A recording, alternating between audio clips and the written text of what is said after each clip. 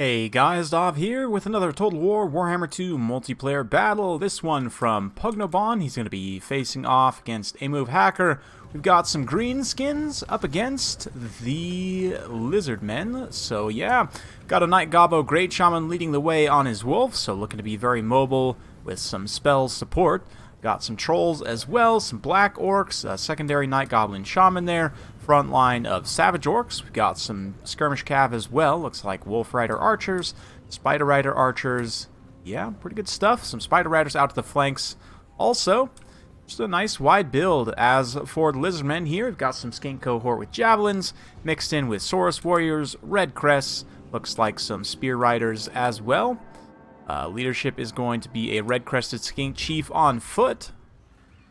So basically like a Gobbo, but scalier, and probably not quite as mean. Like pretty close, I would imagine, but maybe not quite as vicious and hateful.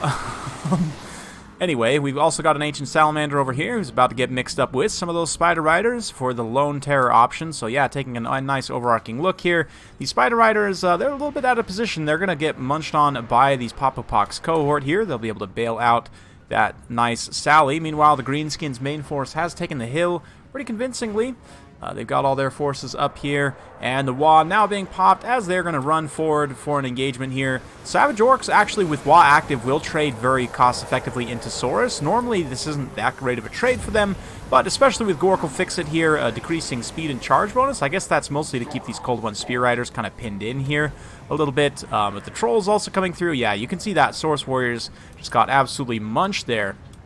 So pretty good stuff. Red Crest going to come up and around the side, try and get a little bit of contact there. You can see the Spider Riders, Wolf Rider Archers being fended off quite nicely by the Happy Javelin Day Skinks, which is just very cost effective. I mean, granted, both those units probably about the same cost, but still. These Skink Javs over here are going to get a little bit isolated and plowed on by Trolls, Spider Riders, Savage Orcs, but the main Lizardman force kind of coming forward now to make contact here. This is a pretty large Greenskin horde. They're a little bit blobbed up here, but there's no like Mazdamundi or anything to punish them for that blobbing, so we'll take a nice cinematic shot. Well, looks like the Ancient Salamander is going to be raining in shots there. That will be an excellent counter for the Trolls. Obviously, they are weak to fire damage, and the Ancient Salamander doing very good armor-piercing fire damage, and even giving an additional weakness to fire. So if we watch and hear, those shots should be landing right on the Trolls. Nope, looks like a little bit of a swing and a miss, but it did give that, that effect there. Yeah, so we have a look at these Trolls with all of those effects. Looks like 47% weakness to fire, so those hits will be doing quite a bit extra. Unfortunately, no synergistic units otherwise, like, you know, Fire Salon or anything, but the Skink Bro's doing his best in the front line.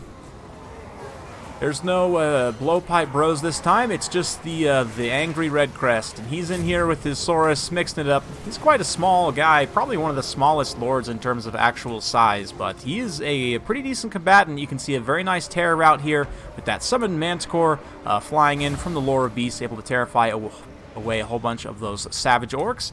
Things are looking okay, though. We've still got some Trolls over on this side, some nice kind of crossfire here from some Wolf Rider Archers, Spider Rider Archers doing excellent damage to those unshielded, lightly armored, yeah, Red Crests. That's a really good target for them to be shooting at. Likewise, the Ancient Salamander, although it doesn't have 95 armor, it has less HP than a Great Eagle. This is, in fact, the lowest HP single entity, like, monster in the game. I want to say 99% sure that's still the case. So even just taking hits from this bowfire from these Spider Riders isn't going to be the best. And the Ancient Salamander, you just really don't want to have it in melee as much as possible. It's got really low weapon strength right now with the poison anyway, but the terror kicks in. Going to be able to terrify away those Spider Riders. Trolls, likewise, having a hard time holding the leadership together. Who's surprised? But the Black Orcs are still holding perfectly fine, especially up on the high ground here, kind of up against this tower. This beautiful, beautiful high elf background just being absolutely ruined by scaly lizards and angry green boys just chopping each other to bits. But some monster lands there. Looks like a nice rear charge from that Feral Manticore. Again, going to be doing some great leadership damage. The Ancient Salamanders also still raining in shots. Still getting shot up a little bit, though, and a very nice charge here from these Trolls. They should be able to get a few good hits with the Spider Riders, especially helping to pin it in. Doesn't look like they got too much damage in, but yeah, a decent amount. Again, just the percentage HP on that Ancient Salamander is so low. But the terror is still a factor. Again, those trolls being terrified away.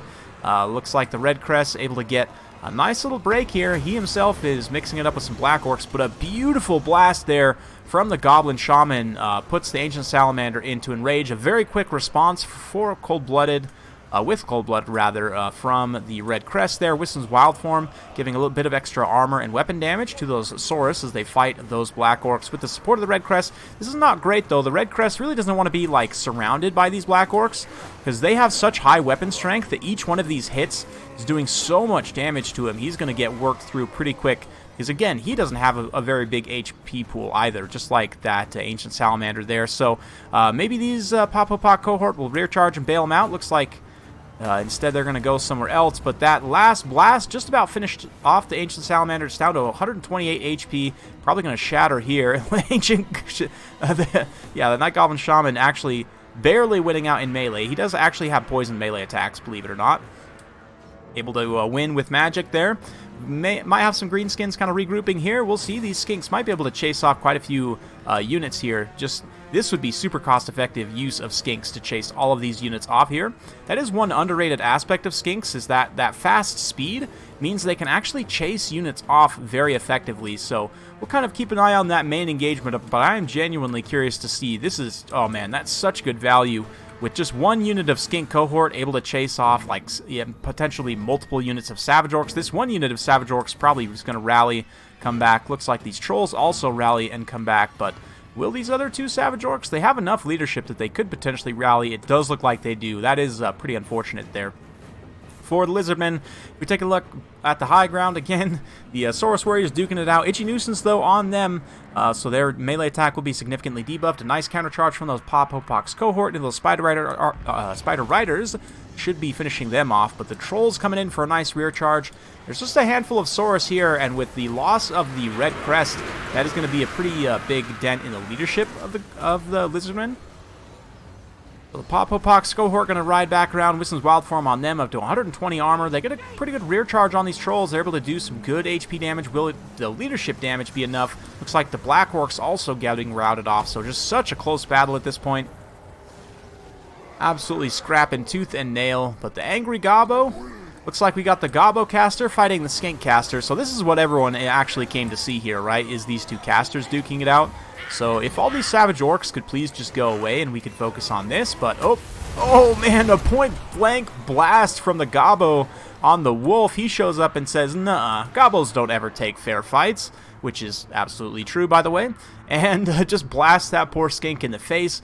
The loss of leadership here for the Lizardmen is going to be significant. It looks like the Ancient Salamander is also done for as well, so no more Terror, because there's no more Manticore summons, obviously, no more Ancient Salamanders, so the Lizardmen look like they're going to be forming up to make their last stand. The bounce power is slightly in their favor at the moment, though, as, oh man, this is potentially bad. The Popopox cohort are able to get a hold of that poor Goblin Great Shaman and rout him off. He is a very squishy character, so that anti-large bonus there and the good stats of the ROR, able to get a decisive engagement, and all of a sudden, what wasn't looking great for the Lizardmen might actually turn out to be a victory here. We'll see if they can take out this leadership, the Goblin Shaman here. That will obviously lead to basically just a mass rout on leadership. So I do think that the Greenskins had what it took to potentially win that there, but just that loss of leadership that quickly, I mean, that's the Achilles heel, so to speak, of the Greenskins, right? But big thanks, Bugnabond, for sending that one in. It was super fun to watch, so hopefully you guys enjoyed watching that one. I know some of you Lizardmen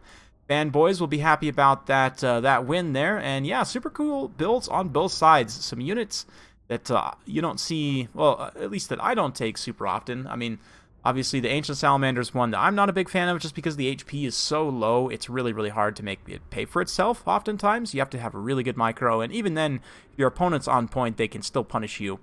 Trolls are a pretty nice pick, actually. Kind of a little bit of a hidden gem, in my opinion, right now, especially with some chevrons to give them some additional leadership. They can be quite effective, especially juiced up with, attack buffs from Greenskins and so on. They're just a very, very strong unit for the cost in certain circumstances.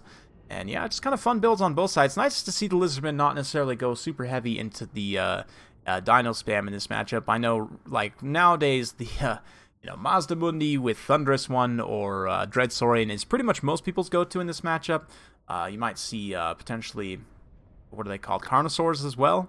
But nice to see A-Move Hacker go in a little bit of a different direction here with a nice wide infantry build. I don't know that necessarily Greenskins, this is the best faction to take this against, but at the same time, it almost ended up working out. And how about the Popopox cohort basically doing their best Demigryph Knight impression, 98 kills, got some heavy lifting done, 70 kills on the cohort of Sotek as well. Pretty good stuff there. The Black Orcs racking up a ton of kills, 60 kills on Savage Orcs, not bad at all, especially considering the cost. So yeah, once again, super fun battle. Big thanks to Pugnobon for posting that one. Hopefully you guys enjoyed. If you do like this sort of content, be sure to like, subscribe, hit that bell notification button so every time I upload a new video, you'll be notified. Thanks again for watching, and we'll see you next time.